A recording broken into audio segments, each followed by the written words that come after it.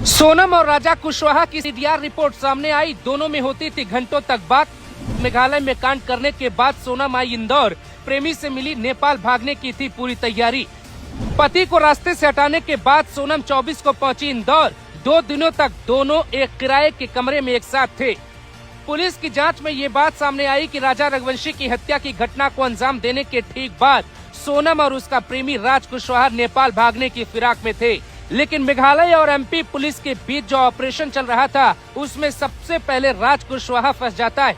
इधर गाजीपुर और गोरखपुर के रास्ते सोनम नेपाल भागने के लिए निकल चुकी थी, लेकिन राज कुशवाहा के पकड़े जाने के बाद वो टूट गई।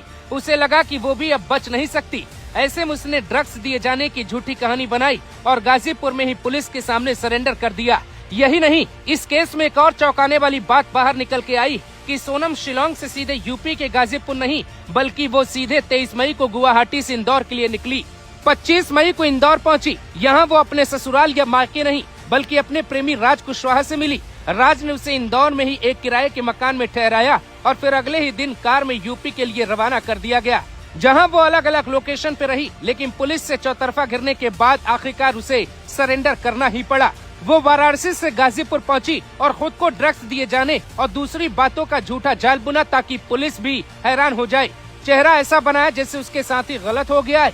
प्रेमी के पकड़े जाते ही प्रेमिका का दिल टूट जाता है और वो सरेंडर करने पर मजबूर हो जाती।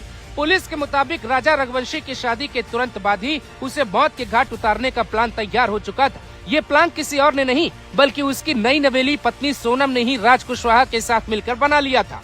साजिश के तहत सोनम अपने पति को लेकर शिलोंग पहुंची। 21 मई को शिलोंग पहुंचने के बाद इस कपल ने 22 को चेरापूंजी में जाकर एक होम स्टे लिया। बाकी के आरोपियों ने भी वहीं के नजदीक में एक होम स्टे बुक कराया, लेकिन इस बात की बिल्कुल भी भनक राजा रघुवंशी को नहीं लगी। 23 को काम पूरा होते ही आरोपी भी निकले और सोनम अपने प्रेमी से मिलने इंदौर के लिए निकली। पुलिस के लिए ये केस मुश्किलों से भरा था। इंदौर पुलिस, असम और मेघालय की पुलिस के बीच का ऑपरेशन था, इसीलिए इस ऑपरेशन के लिए नाम चुना गया ऑपरेशन हनीमून।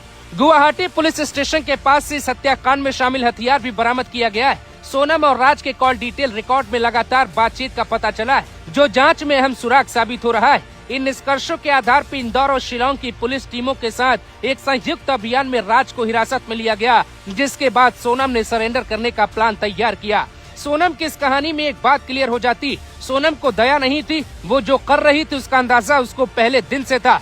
गलती तब होती है जब इंसान को पता हो, लेकिन सोनम और प्रेमी राज कुशवाहा ने बाकायदे कई दिनों से प्लान बनाया।